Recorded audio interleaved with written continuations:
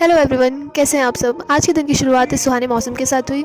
मैं सो के उठी थी तो मम्मा ने कहा रात से थोड़ी थोड़ी बारिश हो रही है, तो इस करके ठंडा मौसम हो गया। और इस मम्मा तो हमसे पहले ही उठ जाती हैं, तो इसलिए हमसे पहले ही नाश्ता कर लेती हैं। लेकिन आज कुछ ज़्यादा ही देरी हो गई थी, तो मम्मी ने नाश्ते में दूध कॉर्नफ्लेक्स खाया। तो मैंने देर से उठने के कारण मम्मी मुझसे थोड़ा नाराज़ थी, क्योंकि आजकल मैं बहुत देर से सोती हूँ। लेकिन फिर भी मैंने मस्ती करके थोड़ा मम्मी को मना लिया, क्योंकि ये व्लॉग्स की भी एडिटिंग मैं ही करती हूँ और उससे पहले पढ़ना भी होता है, तो ये समय को मैनेज करना थोड़ा सा भी मुश्किल लगता है, लेकिन हो जाता है।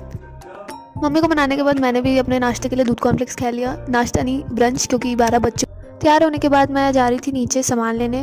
सामान में सिर्फ पनीर लेने। मम्मी ने कहा था पनीर लेके आ जा, 100 रुपये का जितना भी मिले। मैंने कहा ठीक है, लेकिन उससे बनाओगे क्या। मम्मी ने कहा वो एक सरप्राइज़ है, तेरे को आके बताऊँगी। मैंने कहा ठीक है। तो नीचे आके ही पता चला मुझे बहुत ज़्यादा ठंड है, क्योंकि हवा भी बहुत ज़्यादा चल रही थी ठंड होने की वजह से। हवा और ठंड बाहर आज इतनी थी कि कोई भी ज़्यादा दिख नहीं रहा था, क्योंकि इस ठंड की वजह से सब लोग अंदर बैठे हुए थे। और लेकिन फिर भी मैं इतनी ठंड में बाहर चली गई पनीर लेने के लिए, क्योंकि खाना तो खाना ही था। अंकल की दुकान के पहुंचने के बाद पहले तो मुझे अंकल दिखे ही नहीं। फिर उसके थोड़ी देर बाद जब मैं जाने लगी थी तो वो मुझे मिल गए। तो मैंने उनसे कहा कि मुझे 100 रुपये का पनीर दे दो। यूजुअली हम सब्जियाँ ना भैया से लेते हैं, क्योंकि ये हमेशा हर रोज़ और फ्रेश सब्जियाँ लेके आते हैं और अच्छी भी होती हैं।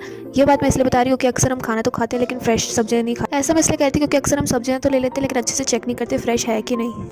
अभी तक तो सब्जियों के साथ ही धनिया मिर्ची फ्री में मिलता था, लेकिन मुझे आज पता चला डेयरी प्रोडक्ट्स के साथ भी मिर्ची, धनिया और पुदीना फ्री मिलता है। तो भैया ने भी मुझे इससे पूछा कि धनिया और मिर्ची डाल दूँ। मैंने कहा सिर्फ धनिया डाल दो, क्योंकि मिर्ची तो पड़ी थी घर पे।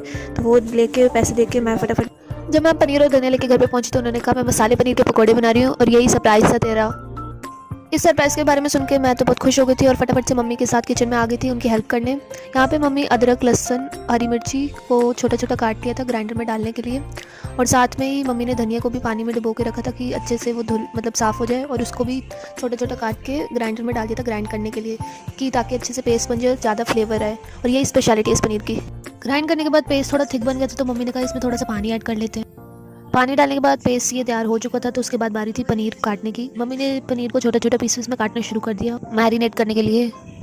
कहने को तो मैं मम्मी की हेल्प करने किचन में आई थी, लेकिन मैं ऑलरेडी सीख रही थी, क्योंकि मुझे ये रेसिपी बनानी आती नहीं थी। पनीर मैरिनेट करने के लिए हम लोग जा ही रहे थे, तो उससे पहले जो हमने पेस्ट बनाया था अदरक, लहसुन और हरी मिर्ची का, तो वो मम्मी को तो अभी भी थिक लग रहा था। तो उसमें पानी डाल के मम्मी ने ग्राइंडर में फिर से ग्राइंड करा, क्योंकि उन्होंने कहा कि ये थिक पेस्ट मैरिनेशन का पहला स्टेप होता है ये पेस्ट बनाना। और अगर ये पेस्ट अच्छे से बन जाए सही क्वांटिटी में, अदरक, लहसुन और हरी मिर्ची टेस्ट के अकॉर्डिंग, तो ये इसमें और अच्छा टेस्ट आता है। तो ये करके मम्मी ने पनीर मैरिनेशन का पहला स्टेप शुरू कर दिया था।